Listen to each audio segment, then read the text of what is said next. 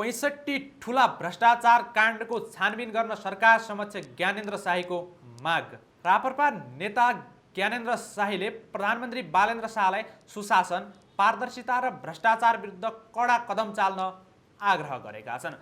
सामाजिक सञ्जाल मार्फत धारणा सार्वजनिक गर्दै शाहीले वर्तमान सरकारले देशमा चर्चामा रहेका 65 वटा ठूला भ्रष्टाचार काण्डका मुख्य दोषीलाई कानुनी कठघरामा उभ्याउने विश्वास व्यक्त पनि गरेका छन्। उनले लाउडा विमान घोटाला, ललिता निवास जग्गा प्रकरण, भुटानी शरणार्थी काण्ड, वाइट बडी विमान खरिद विवाद, सुडान एपिसी काण्ड, 32 किलो सुन प्रकरण, मेलम्ची खानेपानी आयोजना विवाद तथा सेक्युरिटी प्रिन्टिङ प्रेस काण्ड जस्ता बहुचर्चित घटनामा निष्पक्ष अनुसन्धान हुनुपर्ने बताएका छन्।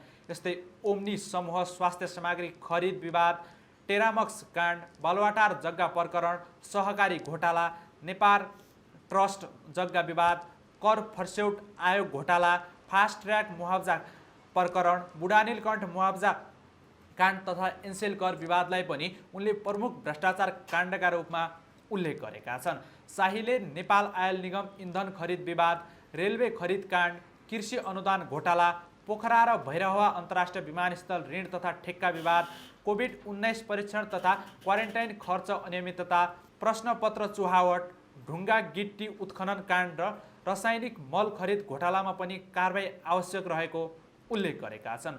उनले सांसद विकास कोष दुरुपयोग, नक्कली शैक्षिक प्रमाणपत्र, काठ तस्करी, गोर्खा फाइनान्स घोटाला, ओरिएन्टल सहकारी काण्ड, युनिटी लाइफ घोटाला, नक्कली भ्याट बिल प्रकरण, भन्सार राजस्व चुहावट तथा विदेशी रोजगारी ठगी काण्ड लगायतका विषयमा पनि दोषीमाथि कानुनी कारबाही हुनुपर्ने माग राखेका छन्। शाहीले सुशासन कायम गर्न सरकार कठोर रूपमा प्रस्तुत हुनुपर्ने र भ्रष्टाचारमा संलग्न जो सुकैलाई पनि कानुनी दायरामा ल्याउनुपर्नेमा जोड दिएका छन्।